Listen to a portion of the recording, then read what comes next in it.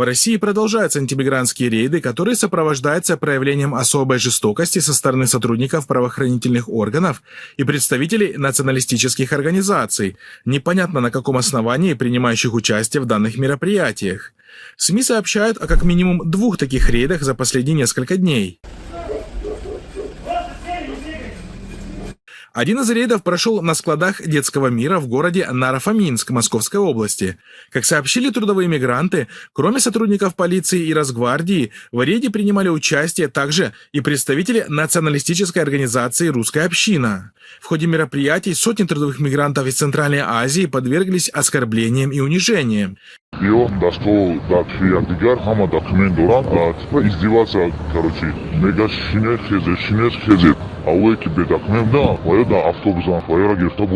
Сказал собеседник проекта «Мигрант Медиа». Полиция и силовики совершили свой налет в то время, когда, по словам нашего собеседника, все были заняты своей работой. Сказали, что это проверка, заставили всех оставить свои рабочие места и собраться в одном месте. Для них не было никакой разницы, русский или мигрант, у всех проверяли документы. И если человек был свой, местный, его отпускали, а всех мигрантов собирали в кучу. Там были из МВД, из Росгвардии, ОМОН, русской общины, практически из всех органов власти. Вошли в 10 часов, собрали людей и продержали их на улице примерно до 4 часов вечера. Тех, у кого не было документов, увезли, а над оставшимися стали издеваться, рассказывают очевидцы. Они создают объекты своей культуры, молельные дома. То есть они вот уже физически захватывают нашу территорию не только идеологией, но и конкретными объектами.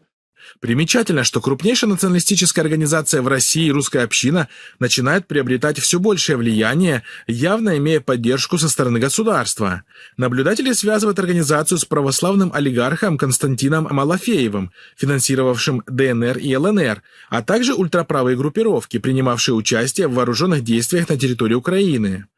Только представьте себе, что бы произошло, если бы, к примеру, татары, чеченцы или черкесы вышли на улицы, перекрывая дороги и скандируя, что Бог только с ними, или Кавказ для кавказцев и тому подобные лозунги. Для неонацистов такие марши проходят совершенно безнаказанно, с молчаливого одобрения властей. Напомним, что на днях оказался арестован по обвинению в разжигании межнациональной вражды русский мусульманин и популярный блогер Мансур Гнеев, вступивший в публичную полемику с главой русской общины Андреем Ткачуком, назвавшим мусульман мусульманской нечистью. Это настоящий русский марш патриотов страны. Кто с Богом в сердце и любовью к своей державе вышли помолиться о победе нашего воинства в спецоперации и защите страны от мусульманской нечисти. Заявил в сентябре националист. С учетом того, кто в итоге оказался за решеткой, стало ясно, на какую из сторон конфликта в итоге встала российская власть.